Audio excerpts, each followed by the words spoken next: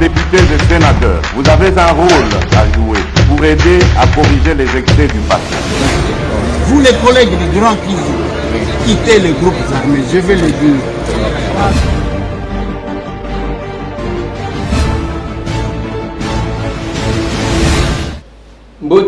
Mbote lisusu bandeko nanga bino bandeko oyangai masolo na député ya mokolo mwa lelo tokomi jeudi 12 août 2021 bokolimbisa biso lobi bomonaki biso te parce que nzoto ezali kotungisa mwa mokie na ndenge tokosala nous nous forçons mpona kopesa bino ba information na sinon ezali nzoto lobi tozalaki na makasi te ya kosala yango mais aujourd'hui on s'efforce quand même pour nous repérer bino oyo bosengeli na masolona député za rencontre ya ba élu de Kinshasa sous la direction sous la présidence de Jean-Marc Kabound tozalaki kuna na salle de spectacle ya palais du peuple bokolanda et la déclaration na sortie ya rencontre wa FCC aboyi na ye ko déposer liste ya ba candidat na CENI. Je vais vous expliquer. Et pendant ce temps, la lucha s'est mise dans la rue pour nous marcher contre. Masolona député. Tokobeta Masolo Bande Konangai, il y a Christian Mondo qui a frappé dans l'Institut national des statistiques. Kuna Bakonzia Kuna Bauti Kokwe. Masolona député. Tokobeta Masolo il y a Covid-19. Docteur Mouyemba Lobi qui est na Kinshasa et Kiti. Mais côté monsieur comme bientôt là va quoi assouplir ba mesure au besoin pour les Cambouans. Le plus grand dossier Bande Konangai dans cette émission, vous dit que pendant 2 jours dans le Belaki Makamwa Kasumbalé c'est à KBP. Dans tous les sens, Batou va réagir. Sens positif, sens négatif. Il y en a qui ont estimé que je m'attaquerai à Batou. Il y a aussi ceux qui ont pensé que ce que je disais était important. Mais les lots dans un dossier Moussous Yamakas, on a colobé. Nous sommes sous Félix Antoine Tshisekedi Tshilombo. Les kabylistes ont déversé ma proche na bango na fonction publique. J'ai les dossiers ici. Les kabylistes ont déversé ma proche na bango na fonction publique. Je vais y arriver. C'est ça le plus grand dossier. Tokobete là. Awa. Pendant que les gens se plaignent, makambo ba misala, misala zo mona te, ba combattant bazo zo misala te. Bokoyoka stratégie parce que tant on a lobby na bino dossier à KBP Nathalie Sibino comment ceux qui sont proches du chef de l'État bazali ko se laisser manipuler pour servir des béquilles au régime passé qui fait passer qui va gagner la bonne partie. Même derrière tokolo baboye bato bazo sepelate. Mais je vais y arriver parce que na opé Sabino les secrets de notre entretien na katia caucus ya ba élu de Kinshasa à part au bokoyoka Jean-Marc Kabunda lobi na micro na kopesa bino détail ya oyo alobaki na kati parce que bato bazalaki il n'y avait pas que le député oyo alobaki na kati. Je commence par dossier à suspension na ya par Christian Mondo na comité de gestion na Institut national des statistiques. Bakwa ici bande konyo surtout wan. Bendis de culpabilité oyo et sali ke ba suspendre bango. Ce qui okutika ka détournement. Faute professionnelle te ke muto azaki une décision ya mabe muto ayangajaki nyoso mbongo. Na ebisaki bino ke awa na ICCN et pas pasteur Cosme. Les lots, je ne sais même pas comment les membres de son église disent. Bon, je sais que dans le secteur de la foi, pour comprendre, c'est compliqué. Mais sinon, kuna balobi ngate mutu na lobi. IGF Moutoualo, que pasteur Cosma Walungula a 20 millions, il y a 20 millions de dollars, il y a l'État. Et cela, Bande Konanga, j'ai posé la question avant toute chose. Natuna ki mutuna na lobby, ce qui sur le plan de la foi, au comment on a la doctrine moko, au comment on a la kandenge moko, mais balinga ko sanganate parce que chacun a besoin d'être leader dans son coin. Ce qui sur le plan de la foi, au étali salut des âmes.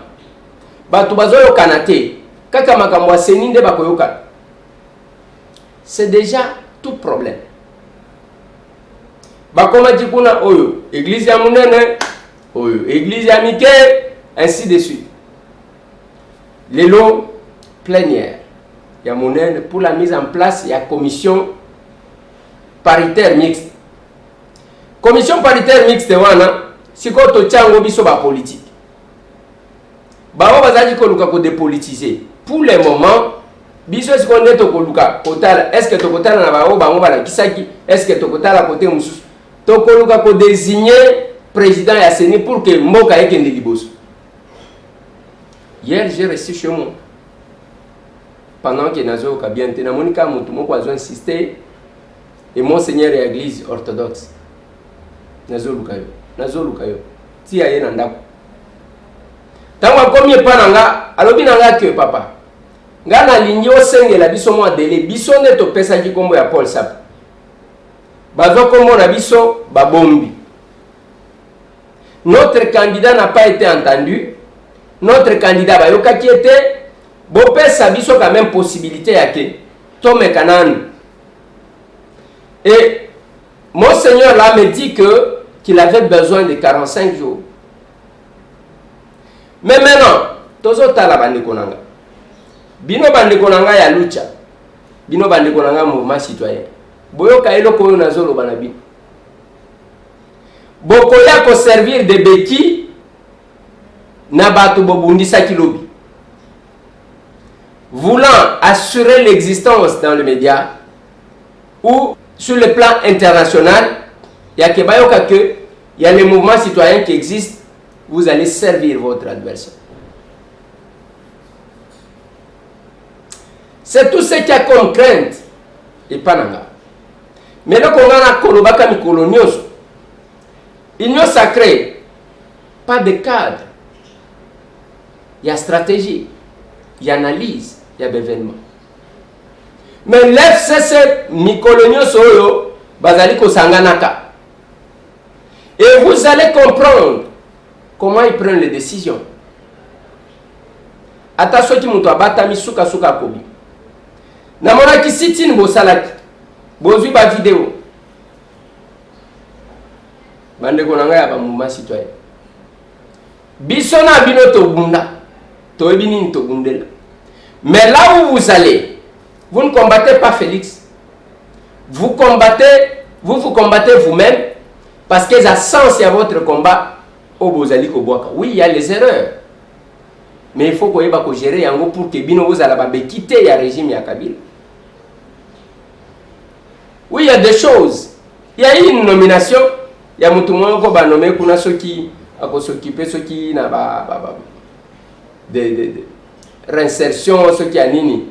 Oh, bah, vous nommé. Oh, docteur Mukwege Télémé. J'ai suivi biographie. Il y a Moutouane. Ndeko wana banome na yoja zana kombo moko na ngai kombo ya Tambwe balobi ye wana zaki na RCD ye wana zaki na CNDP soki balandi ye akimeli Rwanda ye wana zaki na M23 ye wana zalaki. Donc il était dans toutes les rébellions. Il a pris les armes contre la République. Et bazono bawana bien que tango bazaji ko kanga batu soki bakangi batu bakozo kende ko sambisa bango wapi na Rwanda. Voilà ce qui a révolté Dr Mukwege. Il a dénoncé. Il y a des erreurs comme ça qui arrivent.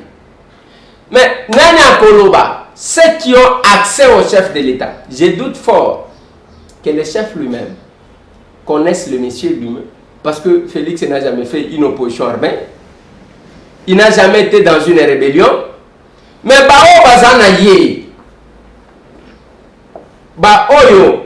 les tout-puissants du régime, il y a Félix Antoine Tshisekedi. Biso totala kango na télé. Kandenge toyoki wana toyoki. Tozo talent. Ils amènent leurs gens. La francophonie bacha banane. En toute réalité. Bacha banane. Et quelle est la suite? Il y a francophonie. Toko banda kozala, on nomme les gens. Rien qui arrive par la suite. Batouba Vandi.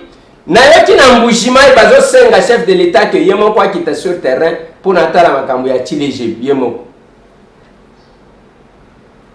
Mais maintenant, à quoi servent tous ces collaborateurs du chef?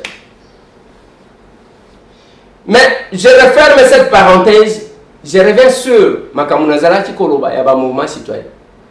Quand vous marchez, vous faites des manifestations, il faut qu'au Keba pour que Bopé ça souffle na batutoshi de Kartaki.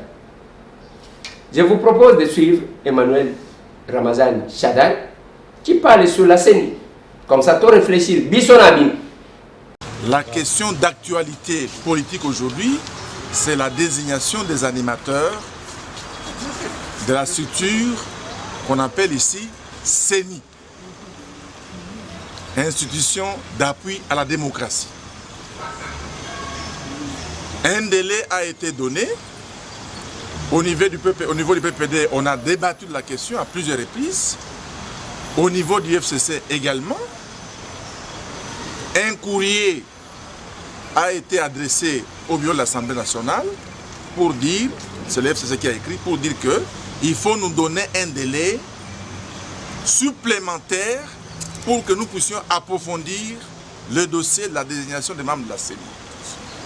Mais également ce courrier qui était signé par le président du comité de crise du FCC, ce courrier a aussi indiqué que nous demandons un minimum de consensus dans la désignation de ces personnalités-là. Alors, qu'est-ce qui se passe? Nous avons appris par les bouches autorisées que certaines composantes ont déposé malgré le manque du consensus. Je dis bien certaines composantes ont déposé malgré le manque du consensus. Nous, PPRD, face à cela, si on compare ce qui s'est passé à l'époque où Mavunda était président de l'Assemblée nationale, il y avait 6 composantes qui avaient donné les noms d'un certain, il s'appelle comment, d'un certain Ronsard Malonda, mais vous avez suivi la réaction de tout le monde. Les gens étaient dans la rue, la population, le peuple a exigé que les gens se mettent d'accord sur un nom de façon consensuelle.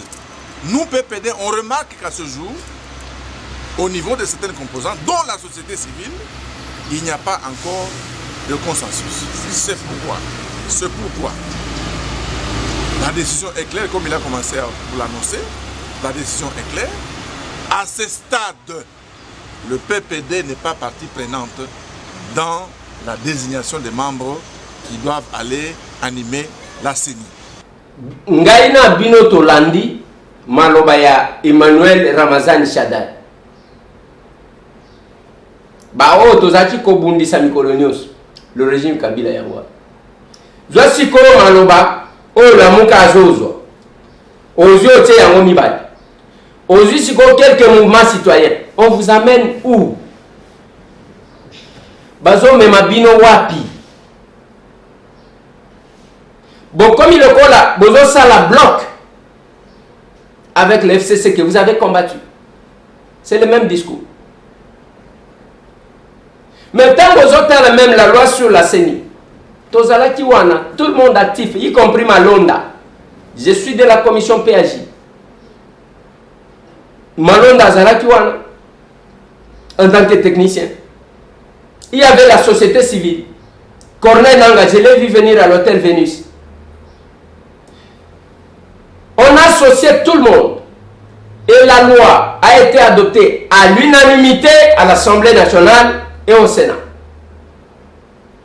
C'est ainsi que le chef de l'État a promulgué la loi.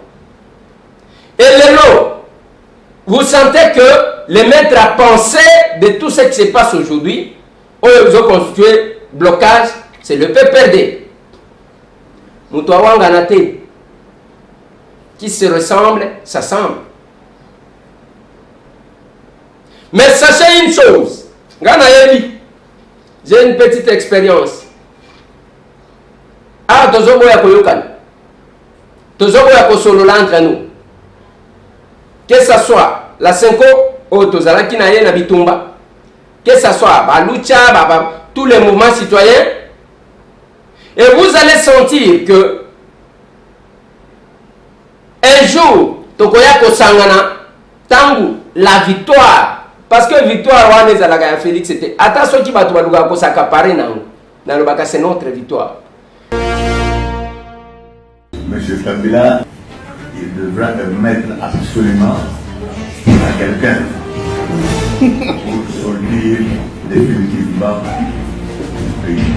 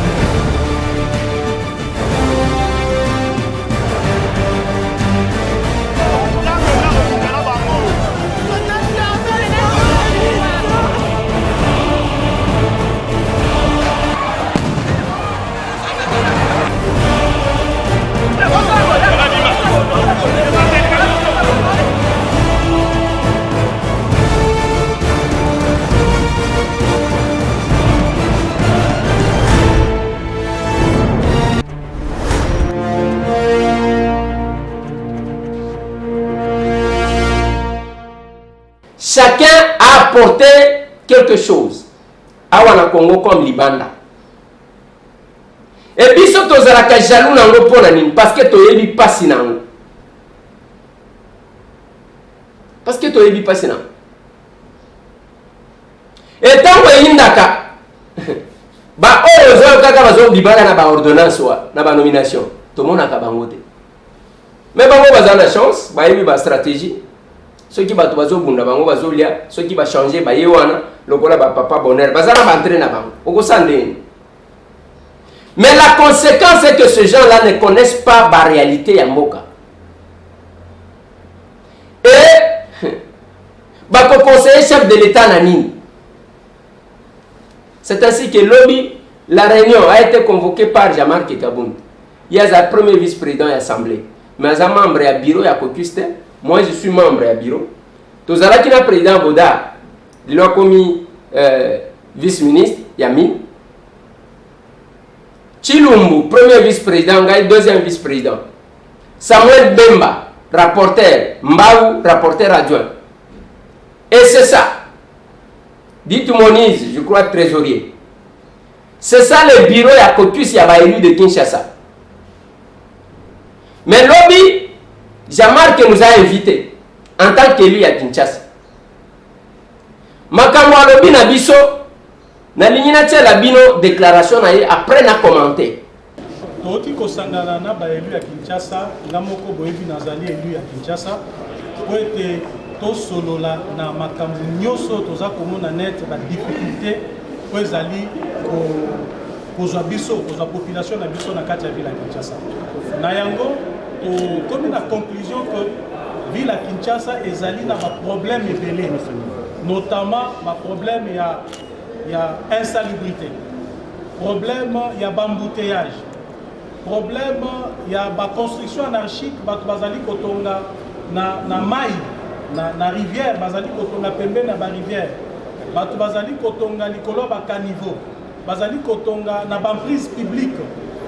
bisika wana babenga kango na droit de non de lieu non édificandi. Donc ezali bisika mutu akoki kotonga te dans un état sérieux.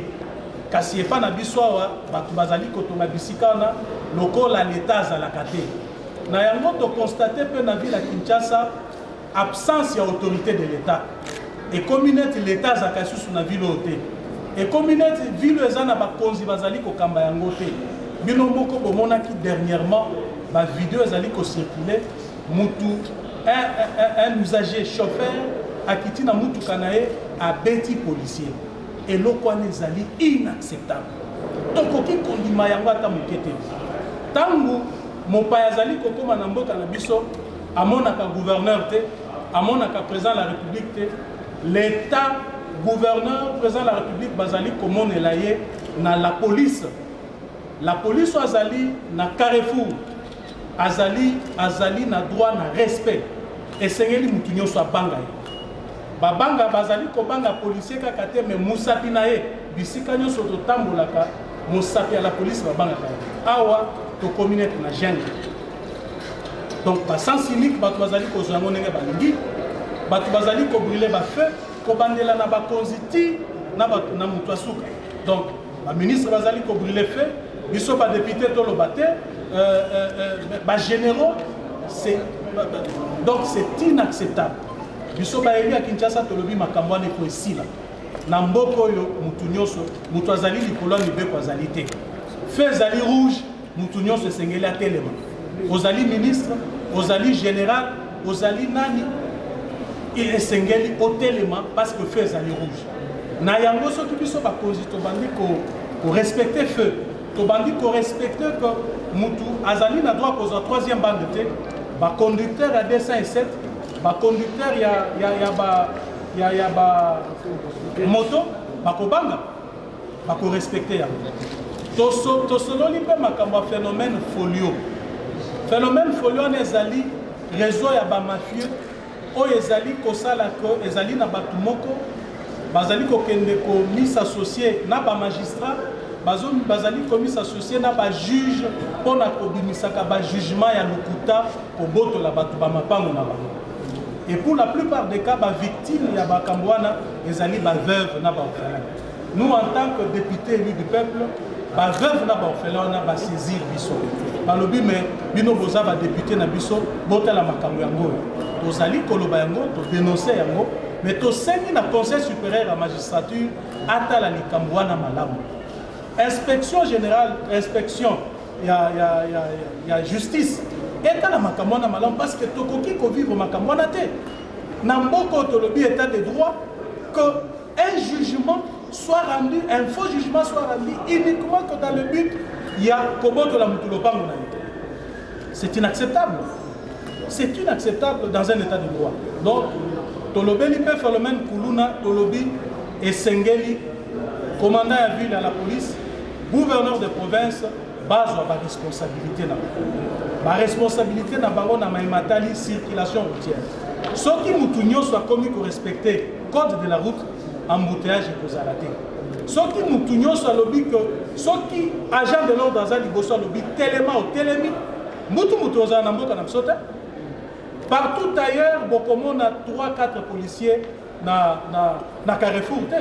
Ezaka policier moko azali ye moko ndengwana mosapi na ye batu bazali kobanga ngo e boni na mboka na biso policier akomi eloko akosaka nango azali na Carrefour mutu ata moko tazo respecter ye atelemi wana batu bazo brûler fait donc tomoni que eloko wana tozo tendre petit à petit vers la disparition de cette ville. Nous en tant qu'élus du peuple tokondima yango te dans les jours qui viennent aussi to programmer ma activité tokosala dans le cadre de contact au niveau national et au niveau provincial pour que les choses redeviennent à la normale dans la ville de Kinshasa. Merci beaucoup. Merci. Micro. Voilà. Wana Tobimi, c'est ce qui a été cette rencontre. Nakati wana tolobani ba vérité. Jean-Marc alobi ngai na koloba bien qu'aloba ki nyonso te o aloba ki na biso. Alobi on ne va pas tolérer ya batu babanda eloko ezotambola te na Kinshasa Et le réseau tambolate. Bas station, bazo tongango partout. Ami tourne à lobby. Comment boulevard il y a 4 bandes, embouteillage et cocotte à 4 bandes. Embouteillage et cobande la wapi. Jean-Marc Alobi, il était en Zambie là où moi aussi j'étais. A tali basso de mouton. A qualifié basso de mouton, la histoire de saut de mouton inachevé. Nalingi pour comprendre. Jean-Marc Kabundi. Alors, il dit que ma maison préfabriquée, c'était de l'escroquerie. J'ai dit mot à mot de ce qu'il a dit. C'était de l'escroquerie.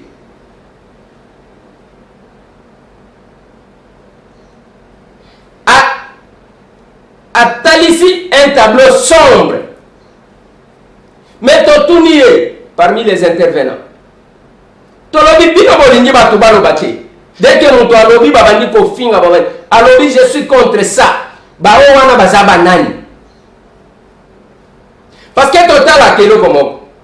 Mon ko finga fingi batu lobi ake akangi photo na Jamar. A fingi batu lobi ake kokanga photo na Augustin Kaboui. Reçu par celui-là, le secrétaire général m'a reçu. Elingi kolobanini, elingi kolobake, mutu atinda chingana sala na remporter victoire ya mafinga na keko pese rapport. Nathalie Siena lobby, honorable président, Jean-Marc Kabundi. N'ayez pas que Tokokati Koloba en ce moment le même langage. Parce que tout ce qu'on dénonce, du coup, on est contre les chefs de l'État. Heureusement, ça sort de la bouche. Il y a président, il y a UDPS, premier vice-président de l'Assemblée nationale, Jean-Marc Kabundi. Nathalie Seli Kamwandolo, la présence du chef, dans l'inauguration à Kamwanda Kouan. Place Tshisekedi. Batala Ina Chilum. Tangunazolo Babamaka. Nous sommes parmi les personnes les mieux informées. Batalani. Nalobi parmi biloko bokokaki kopesa valeur pour la honorer Tshisekedi ndoloti. Parce que ça nous rappelle histoire Mokobo. Depuis que le chef de l'État est allé pour assister à l'inauguration Mifa soki Mifa wananga na ebi mukolo nangote na ebi muto asala cop te parce que la présidence cop na cop ba memaka chef ndewa. Banda ko misusu yango wana basi batongi. Si bakoloti na kati ya tarmac. Mais je me fais remarquer que Batou Bakoufa, sous Kabila, on n'a pas loti là-bas. Atike. Nathalie Siemakamou ya cimetière ya Kasavubu. Nalobi tozana posa ya bapesa Tshisekedi vivant n'accepterait pas qu'on mette son nom là-bas. Il faut se mettre dans la peau ya Mouwei.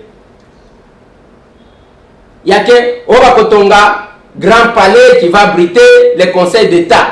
Mais pembeni basi babandi ko tonga bawo bazo tonga banda kuwana eza banda ku ya ba magistrat eza banda ku ya ba juge eza ya banani Tshisekedi de son vivant ce qui te continue na po ya Tshisekedi pouvoir accepter qu'on mette son nom là-bas na ba bêtise mais bato ndenge wana ndenge balinga ko la kisa batu ke bango nde bayebi Tshisekedi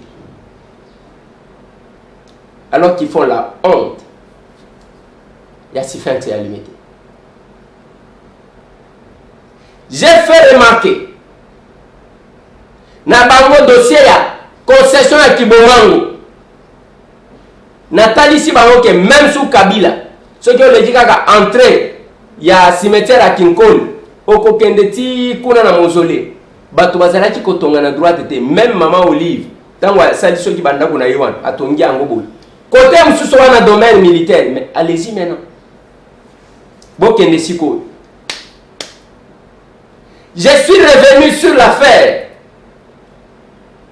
Il y a Ola Kisa Kibino.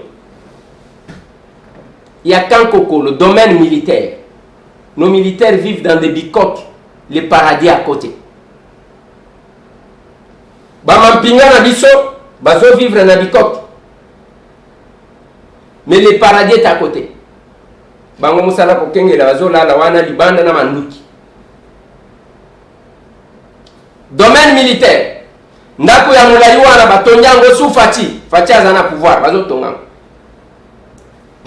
basali ka moi espace ya muke comme d'habitude. Ce qui ont qui bazo senga, c'est là que j'ai toujours félicité Bananjili. Bananchango. Bananjili, tangu balobi basala ba stade municipaux, o basala ba utiliser ka ngutu te. Basala ngo kuna bango balobi te. Musée Laurent Désiré Kabila ala kakabiso stade munen. On peut construire là-bas. Stade ya Kafu Kafu. Même sous Félix Awa, Bananchango, bazwa stade ya munene place, etika la place à meeting te. Parce que la conséquence devrait être quoi? Balobi batongi wana bateki teki mupanzi. Alors que stade Kobi ma munene place soit. Et Kobi ma logo la 20 mai. Et Sikawa. Mais nous sommes là. Bazotonga, dans le domaine militaire, balobi bazotonga soki kama eloko nini à côté batekite qui on continue.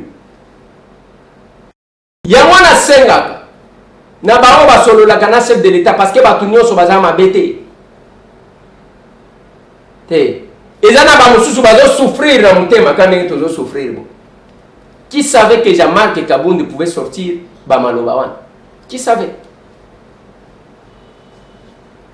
Et je dois vous informer, que après Ngobila, Jean-Marc nous a dit que on doit faire tomber quelques ministres à Bawario. Il faut que ce n'est pas un secret parce que il n'y avait pas que les députés. Il y avait quelques journalistes là derrière. Il faut que ceux qui m'ont dit le côté, il faut que ça. Parce que quand on a ici, on a dit oui, gouverneur, ça va. Mais tous les députés provinciaux, le pouvoir de l'attribution. Biso, moi, on a dit ça le premier ministre, dans le gouvernement. Et qu'est-ce que nous faisons à notre niveau? Et bientôt là, si Jean-Marc tient, Bokoyoka, comment les questions de comment on a traité? Moukoloma va coller dans le gouvernement quand on est dans le bâtiment. Ngana zo bomba plan anga ya Kasumbalesa. Plan anga Kasumbalesa na zo bomba ngwa. Heureusement que tu as une bénédiction. Oyo ngana talisi. Nathalie Jean-Marc. Azala qui est étonné. Ba information nanga de bout en bout. Parce que ça qui ba révélation même ma collègue na biso bazo tuna. Toza distrait. Toza pe kolala te. Nous veillerons, nous parlerons. Le menace, Namakamus, Bokende, Batoaka BP, ceux qui battent, Bokende qu'on négocie dans la député. Nous vous attendons. Et là où vous êtes imprudent, vous ignorez que quand vous parlez avec ma collègue de député, il y a technologie, il y a Sika. Un jour, tu vas confronter yo, n'a élément. Moi j'ai le contrat. Il y a KBP dans le gouvernement à Mboka. Le jugement est là. Ceux qui veulent bossa la bilo kona bino. Il faut que bossa la naba kabila ngo kende ko samba nango. Nani ni bossa li ba cop na bi. Ce que moi je ne voulais pas, ezaya que ba proche à chef de l'État, beaucoup ya na mutambu wana. C'est ça mon objectif. Na kebisi bino et vous êtes là bozo menacer. Bozo menacer nani? J'ai dit aux gens que la mort est quoi à tout moment. Bisonyonso, ceux qui ont dit, ngai na estimaka que ceux qui nzamba sunyi ngai to sungana. Bomoni ba masque wan, tozo mitia, ezake. Et tout fenga nadaye. À tout moment on peut mourir. À tout moment on peut partir. Ba onyo so bazo kufa biso to leki bango te. Quand on bomona ki lobi na sala ke mission te parce que nzoto ezaki bien te. Bon on va tu peux apprendre ki akeli na. Et je ne peux pas avoir peur. Nayoka yangote face à Baminduki. Face à tout puissant Kalev. Au point où Batu Balobate Oyo. Azaya Bango. Oyo Azo Bangate, Azaya Bango, Azamutuna Bango. Et seulement maintenant, Nena Kobanga Bino. Et là, quand on a Zoloba, vous comprenez, je ne jalouse personne. Je vais être partout là-bas. Je suis à l'aise en tant que député. Parce que c'est simple, je n'ai pas de garde, je n'ai pas. Nazo solona ba handicapé nangai, nazo solona ba orphelin nanga, nazo sala onga na moniko sala malamu na la muti, na vandi na plateau nanga na salini. Je n'envie personne. Mais j'avais dit ceux qui ba nomé nga na koboyate. Mais nazo ke bisabino bande konanga, bo comprendre kangoka kamabe. Comment est-il possible un monsieur qui a travaillé pendant 8 ans avec entrée à 2 500 000 $, accueilli à rendre compte na mutute, akende kosenga na l'État, mbongo 83 millions de $. Je vous informe une chose, que il y a un conseiller qui m'appelle, conseiller, il y a un gouvernement provincial, il y a au Katanga. Alors, une de les airs, c'est nous, biso ne t'enquêtaka sur KBP. Tant que tu enquêtes, tu suspends à quelque funda biso. Tant que quelque funda biso, qu'est-ce qui va se passer? Place de Sambaka, alors il faut pas foutre 4 millions de $. Nous avons travaillé, Tokotissimo à 4 millions de $, pendant 3 mois, 12 millions de $, pendant 3 mois. Ça, c'est le témoignage que je reçois. Pendant 3 mois, Tokotissimo Tozwambongo, Mutuana Basiba Foutaye, c'est 4 millions de $. Tozo Kamwandeni Nazonga, ça c'est un conseiller, Mutua Viva Bamakamwa. Nous avons les infos. Et ceux qui batanga batu misusu, denge natalisi baluti, denge natalisi senko, denge nazotalisa eside la muka. Que bozo jouer siko Ramazani yewana lobby. Vous les servez. Vous ne servez pas la République. Soit vous avez une déclaration. Il y a que Lelo, Eside, Lamouka, Lucha. Bon, combien de fois qu'on a FCC, que le peuple congolais puisse prendre acte. Vous jouez les jeux. Il y a FCC. En général, en particulier, peut perdre. Bon, on a bangote. Bozo salande jeu na bango. Jean-Marc a dit, chaque Congolais doit comprendre. Nalingi bande konanga. Nalobe la dossier. On a le dossier à Mounen. Dossier à Mounen wana. Boza l'attentif et vous kanga moi bien. L'FCC, na gouvernement Ilunga Ilukam, ba pompe ba proche na bango na fonction publique. Et belé sa numéro matricule. Ba pompe bango, batie bango, bazui arrêté. Na ministre de la fonction publique. Na mois de mai 2020. Les 20. A nommé Batoazi Baproche, yo Batuna Baza, et Nazana Batumisu Namboka, Zubatunamboka, ba pompe bang. Basale arrêté. Na Botangue la Binois.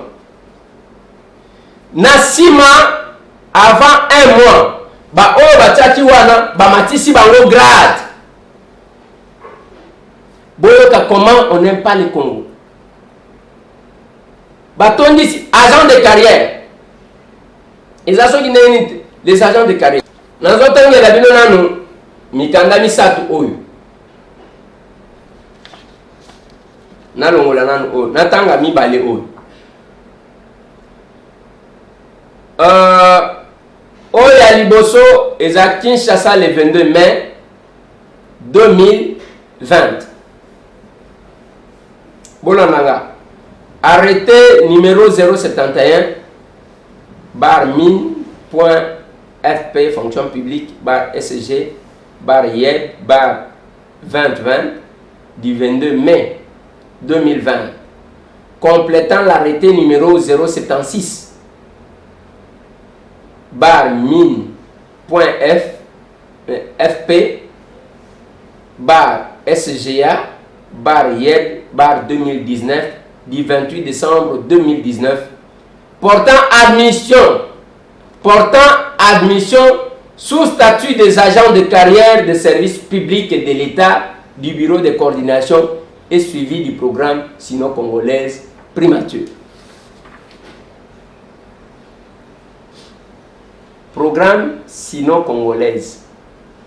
Abandi kozwa bagent na ye bakomi bagent de carrière ya bagent de carrière ya service public de l'État du bureau de coordination de suivi. Bazui eloko bakomi vi comme le visa balobi vu l'urgence et la nécessité sur proposition du secrétaire général à la fonction publique chargé des actifs arrêtés sont admis sous statut aux différents grades les agents du secrétariat général à la primature dont les noms, post-noms, prénoms et matricules suivent. Attaché d'administration de deuxième classe, Batewa. Tokei. Combien de personnes qu'on va nous mettre ici?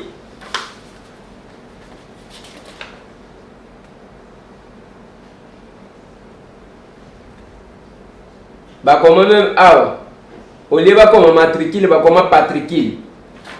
Et qui combien de personnes baye kozwa?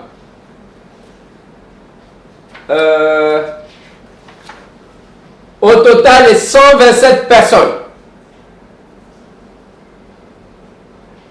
127 personnes.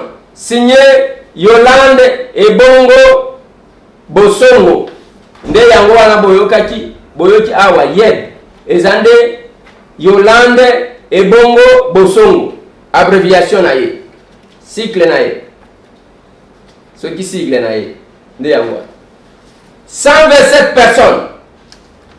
Et na kati wana tangu basali wana toza le 22 mai 2020 bazo arrêté wana ba pomper ba na fonction publique pour que bazo kamongo à l'état tokomi le 18 juin 2020 arrêté numéro 072 on a uti kotangela biso bino eza 071 portant arrêté 072 bar mine.fp bar YEB bar 2020 du 18 juin 2020 portant désignation à titre intérimaire aux emplois de commandement des agents de carrière des services publics de l'État, de l'administration de la primature, au bureau de coordination et de suivi du programme sino-congolaise. Les ministres de la fonction publique, Vivi Batieba Visa Bango, attendu qu'il siège de régulariser la situation tant administrative que pécuniaire des agents conformément aux dispositions statutaires et réglementaires en vigueur. Sur proposition du secrétaire général à la fonction publique, chargé des actifs, vu l'opportunité et nécessité. Article 1er, sont désignés pour exercer à titre intérimaire les fonctions des directeurs, chefs de division et chefs de bureau au sein de l'administration de la primature au bureau de coordination de suivi du programme sino-congolais. Les agents dont les noms, postes, noms, prénoms et matricules après. Matricule suivant. Quelques noms seulement après n'a sauté. Au grade de directeur, Mbalaka Boliomi Justin Marie. Ilangongo Chrysostome. Kabeya Badanyama Henri. Kamunga Mukendi Didier. Luparu Mbombo Nadia. Paoni Tupa Claudine. Ah, ce que je la bateau 6. Je vois Moko Azalaki expert et à bureau proche à Mouto Azalaki chargé à 5 chantiers. Otali Oyo Msusoyo. Ce que Otali Azalaki caissière. Caissière, Yamuto Azalaki ko s'occuper na 5 chantiers. et lelo azalaki secrétaire, il y a sénateur, même sénateur. Ozui oyo, mususu oyo, mususu, aza fonctionnaire, aza na France, oyo mususu obati. Aza na France, bamatisi a commis chef de division, na évité ceux qui a salaka earning. Ozui oyo mususu, hein? Mwasi ya mutu moko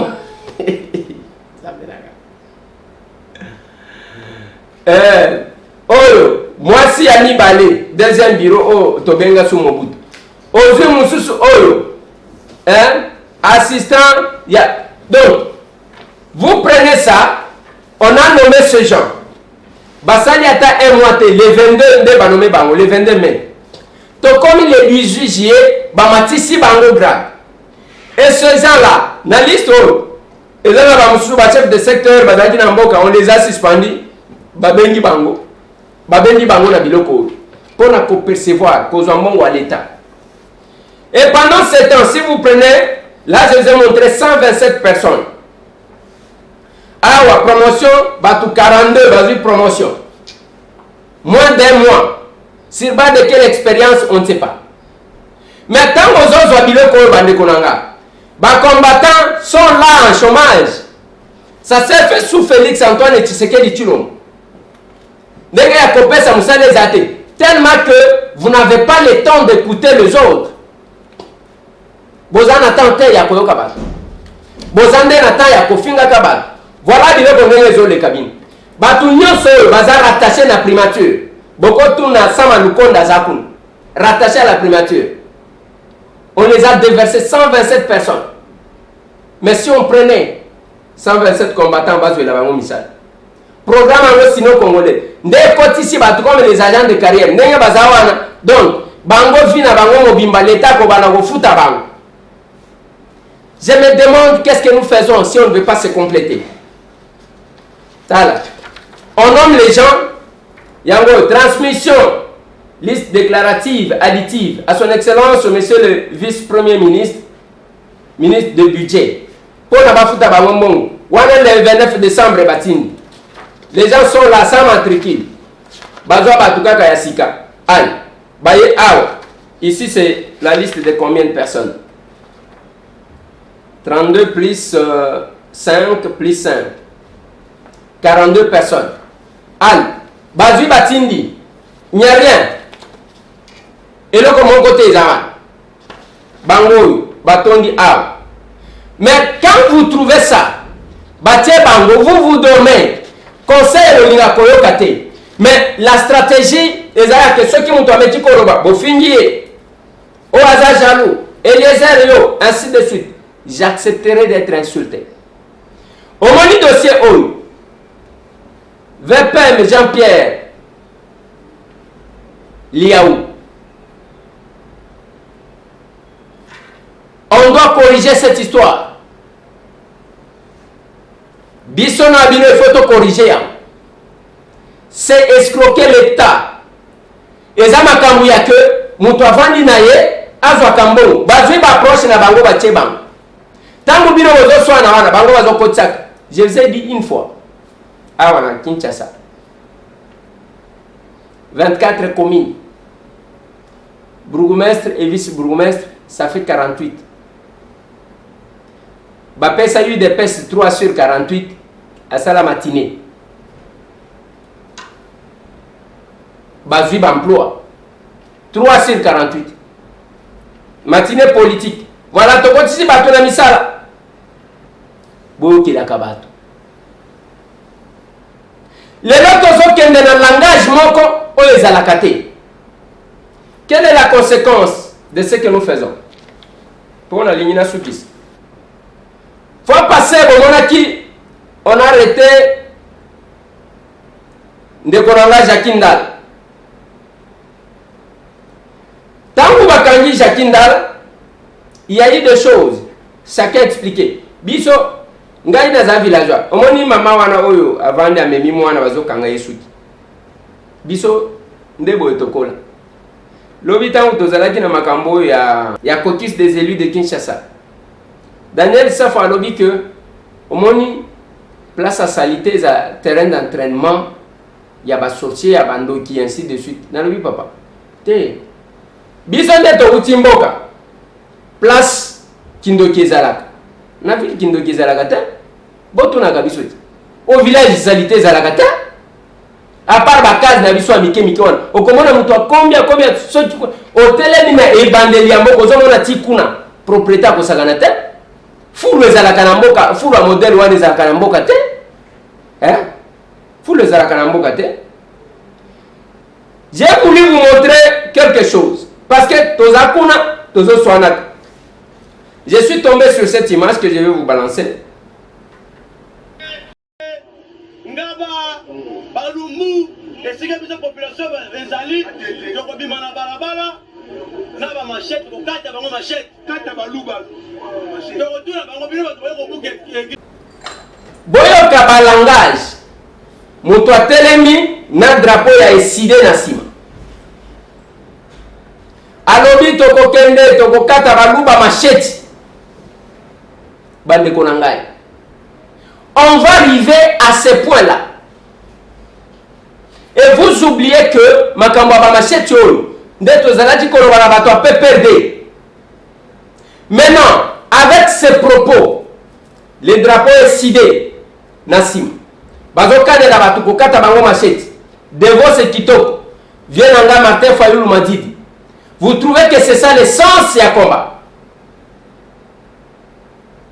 Vous trouvez ça? Biloko ya essentiel au état de population yango. C'est ni même une commission paritaire mixte en place pour la décider.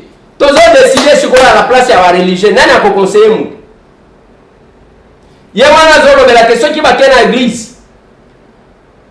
Vous voulez venger le cardinal? Naba machette kokataka. Et ça sens ya sika ya combat. Ou bien tozalaki kaka na Bible. Tokomi na ba propos ya modèle wa. Mais sachez qu'est-ce que vous servez. Sachez qu'est-ce que vous servez. Bande konanga nazo sukisa wana pona lelo. Mais sinon la distinguée première dame après journée où il y a basalaki na Pullman, aujourd'hui ezalaki remise.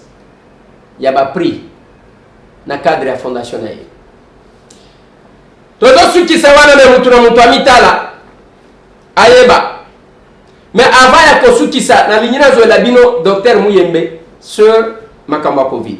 La situation est plutôt bonne pour Kinshasa et toujours préoccupante pour certaines provinces, mais des efforts sont faits pour que les équipes de renfort soient envoyées sur place. On a envoyé également le matériel pour la lutte et nous espérons que dans les semaines à venir, il y aura également maîtrise de cette pandémie en province. On avait tenu une réunion du comité multisectoriel sous la conduite du Premier ministre. Nous avons passé en revue toutes les mesures qui étaient donc édictées pour faire face à la troisième vague. Comme nous voyons qu'à Kinshasa, il y a une diminution sensible des cas, on s'est demandé qu'est-ce qu'on va faire. Alors nous avons donné plusieurs propositions, mais nous ne pouvons pas encore les dévoiler maintenant, puisque ça doit passer d'abord par la présidence. Et je pense que cette semaine, la semaine prochaine, il y aura une réunion autour du président de la République pour édicter les mesures que le comité multisectoriel a proposées dans l'assouplissement de certaines mesures et renforcement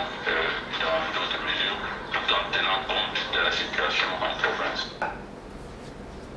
Bientôt là, docteur Jean-Jacques Muyemba alobi que diminution Covid est diminuée à Kinshasa, dans la province Makasi. Bientôt là, va assouplir. Je pense que soit va la couvre-feu, soit va la boîte de nuit na ba tumisusu ne ba de musulu so bazali ko se plaindre, soit mais bazo zela ba kutana na chef de l'État et puis va lever option. Mais entre-temps, mi batte là parce que beaucoup nous ezali.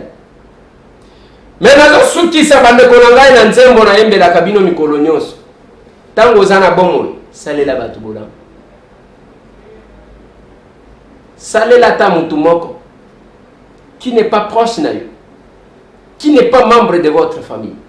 Je vous ai dit avant-hier que je me sens heureux chaque fois que nous avons mis côte, le côté, les enfants qui ne souriaient pas. À cause que la wapi.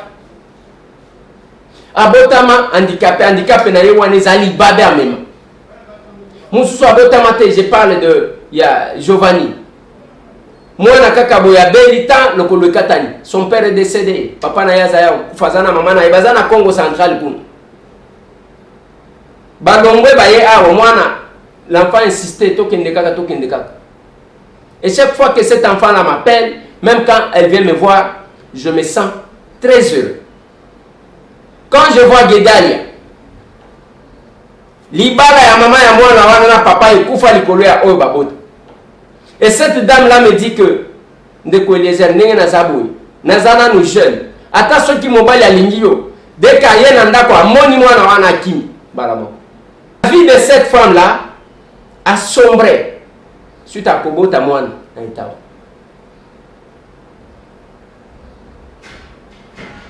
Quand je vois cet enfant Michel, je suis heureux. Yangona lobaki na bande ko mukolo tokende ko zwe bembeke. Te. Ngana za kuna pona okunda bibembete. Tangu mtu azana na vie to bunda.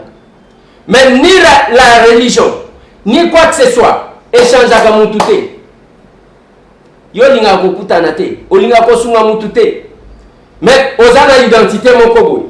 Okomona mutu abimiwa ayemabe bazo kumisa ye atomboki apese li lisusu escroc azo sala pour que bomona ye donc ndenge azola kiselungi wana ndebo mutema na eza mutema mabe. Ce n'est pas qu'il alingi mboka eza lokuta. Je peux vous dire une chose, eza na batu misusu bazo loba qui sont allés demander $100,000 pour la makambo aseni bisonde tolobaka trop bisonde to sala ka bémission bisonde to sala 100,000 pour que va défendre Mbok.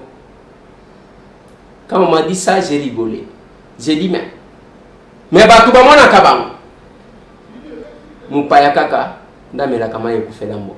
Ce jour-là, papa est aveugle aye kotalanga nazana ndaku nangai et s'il a ainsi de suite lokola zana changu et kingana zaki na makokite na benyi collègue nanga kalonji. Parce que tu es bani. Nalobi collègue, est-ce qu'on peut s'occuper quand même na kao? Balamo. Kalo ya tindi, basombi, ba chevron, basombi, ba tol, basombi. Pona côté la papa wana ne fils que place. Yaye kopé. Voilà les actes que nous nous posons. Les pouvoirs de l'amour que nous prêchons. Suivez-moi ça.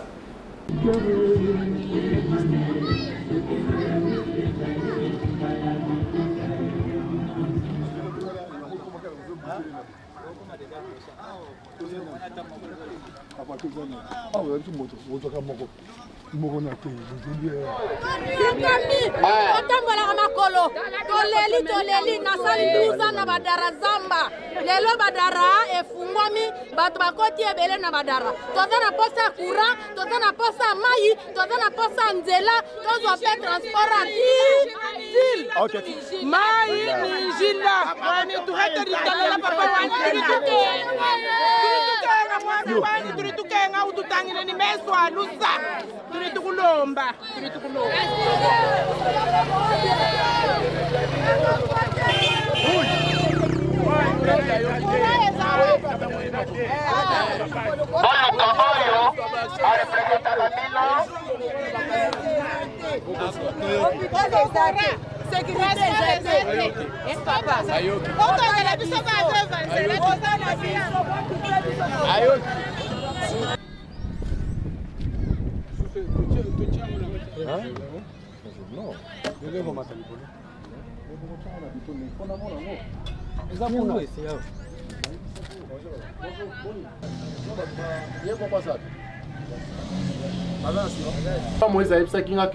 Déjà, comment est-ce que Bozo Tchanan Et toi aussi, retard, moins d'ambiance.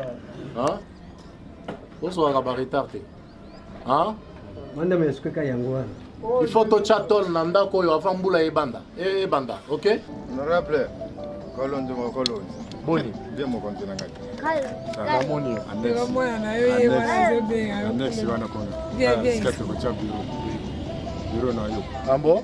Bureau eza wana. Biso tokozalaka liboso kuna. Babrique etikali za oyo. Te kuna babrique na bango za kuna. Eza kuna liboso. Papa pe kuna. Basilisa nini ya mike comme ça au kota. Osepeli na yoga gana forme na sentir mboni mpesa bakasi na sentir o beto mususu yo o sentir ba beto wa comme mi vale fananga na beto ya president on va dessiner na polo na ngai message na sana ngo yebele et suka nango ezaki na zui charge ya yeba mama nyonso o bazana badara na bengisi ba je pense bien vendredi to vanda awa on a lisolo papa Moïse na bengi e pondo ya kauchu pamba te tala kauchu to le kinda funanda okokuta baloni nzete ya kauchu oyo permetaka bango na nzala facilement balia donc na pesi papa Kalonji wa Kalonji maboko longonya kenzambe apamole azwa ata mbula oyo ya ba député na mboko oyo na bitene na biso ba député bazali ebele mais baosala eloko te siko bazwa mbula bato mosusu babakisa eloko nakobakisa vraiment je demanderai d'abord premièrement na honorable les airs parce que les airs yende mutu aza solution parce que fongola kinzela ayebisi ngai keno baba na bino pe azali apesi ngai na maboko ya baba na ngai o babengi honorable Kalonji wa Kalonji na susi aza nango ayoki kolela na ngai alobi na pesa moninga suri yango yo asali acte oyo geste c'est un geste de cœur je démarrerai toujours na Seigneur azara na vie apese vie ya longévité ya makasi pote asala de susu ya koleka bandikape baza ebele mais balobi ete il faut appeler ma coquille belé pour asunga pe baninga nanga mususu eloko tokosenga te nzambe oyo tobondelaka oto apesaka biso souffle abatela ye alongola benemi nyonso na nzela na ye ote nyonso aza kosala oyo donc tosambelaka ntango nyonso kaka na nzambe donc honorable kolemba te oza ya nzambe nzambe tokobondela akobatela yo akosunga yo na bamakambo nyonso akolongola mabako nyonso na nzela na bino pe ba collaborateur na ye bozotika pe misala na bino ba préoccupation na bino tala côté badare tala zelo ndenge zali zelo makasi me boze sacrifier bozu ba moto bo risquer na ba accident mais boye pona kopesa moninga suri ngai yoyo ngai aveugle nazalaki ba aveugle Bartimée ngai yo mais honorable apesinga suri honorable Kalonji nzambe apambola ye apese makoki ebele pote vie molai nayaki kotala famille ya ndeko na ngai oyo bazobenga aveugle ezali première fois ya ngai ya komona ye komona famille na ye natikala koyeba bango te mais bazwaki nga na nzela ya collègue na nga honorable Eliezer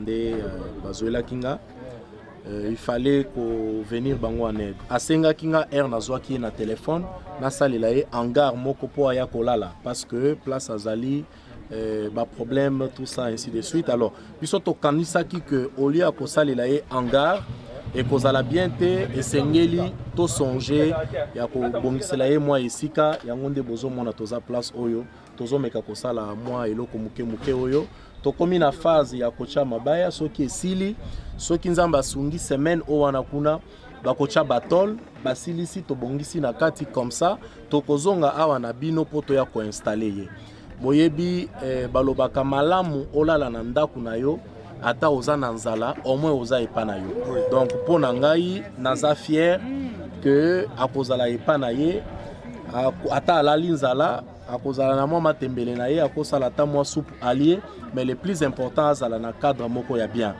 donc nde eloko esali ke toya awa tokoki jamais kozala na ba moyen kaka po etikala na ba banque ou encore tosungaka ba famille na biso te donc soki bato baza na besoin il faut qu'on réponde donc réponse wana nde toyaki kosala, c'est la première fois pe nakoma kotoyo totamboli plus de 40 minutes na makolo, donc pour ngai nakoki kolemba te, il fallait naya comment la ndenge misala ngo ezo évoluer et puis na se rassurer que makambo nyonso esili.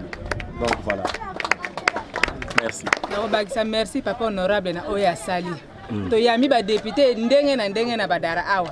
Mais totikala komona nta député moko te asala penza eloko oyo azosala na kiteni oyo tozo vivre ngo na miso. Ebele balaka biso bakore, ebele balaka biso bandako ba prince eloko moko te. Mais oyo azosala na ndenge to mone penza kiti na mabele ezo lekela tanga mutu na toka kama yenda ko. Ezo lekela mama nyonso ya badaro bazana kiteni oyo. Mama badara balobi boye bazana posa pe ya koloba na honorable pe ayoka bango ndenga kiti sur le terrain abalo ba posa na bango ope bango bazana ngomengai mutu na sala misala chantier oyo leki ya papa Hakim na sepeli makasi penza na sepeli makasi na oyo asali hii nazo sepela makasi na makanisi ya honorable Kalonji kama sali ezo sepeli sana makasi parce que azwingai ingénieur pour na sala musala ya ndako oyo ko banda na seti likolo na tole na charpente pour na sala mutu sokaza makanisi ya boya ntuka nzambe asunga ye abakisile makanisi ebele po asunga bakongole nyonso biso mama dala to biboye musala obo sali nzambe apambola bino tolingi pe esuka pona bango te biso pe na badala pe toza na mai te na courant te. C'est une bonne occasion au biso to le honorable ata la sukisa na awa pamba te e pandana badala mobimba bolamu na ye ekende pona deuxième mandat pe nzambe apambola ya komena buku akomaki na koma na tuwa liboso. Merci. Ndeko awa tozana badara 2 na appel ya honorable Eliezer Tambwe na jiyo na bango na honorable Kalonji Elia Chango oye visiter un aveugle tukoti na ba voisin bazo recruter balobi azaki avec le moko négligé saboter babwaki sa ekala eza la famille eza la ba voisin babanda occuper été mais baza surpris po ba mona honorable Kalonji et ngai moko na lobi o député ndenge ni député azotambola makolo plus de 45 minutes zéro ya kosakana te côté bada mais na lobi ke oyo ezali kambunini donc lui voir les actions oyo honorable Kalonji nande ko Eliezer bazo sala ya pesa moninga suri ba action zo salema na nzela na bango mibale ba député mibale oyo yango tozolo ba biso ba congolais vote koyaka to sala erreur poto yeba kité pour le moment na nzela ba député na biso mibale oyo tozala bango na parlement po bazala kebele te bazala mibale honorable Eliezer Tambwe na honorable Kalonji Elia Changoki to lobby na 2023 na élection Kalonji et honorable Eliezer bazala ta deux candidats en ligne po ba mususu na to occuper bango te Moto chef moto. Oui, tu as moto. Moi moto honorable. Bien. Honorable.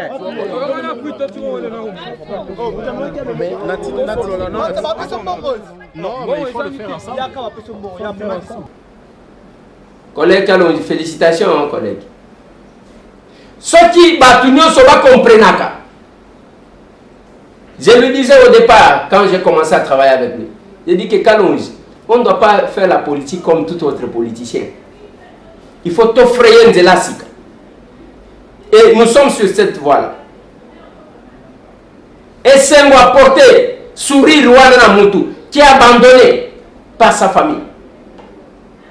Les même ministre délégué, au comment on a membre de la famille naïe Babimi Belé, parce qu'il a commis ministre, a commis excellence. Mais les autres qui le restaient aussi.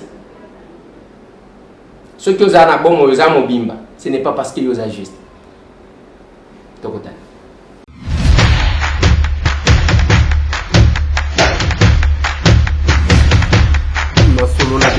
Honorables députés et sénateurs, vous avez un rôle à jouer pour aider à corriger les excès du passé. Vous les collègues du Grand qui quittez les groupes armés, je vais le dire.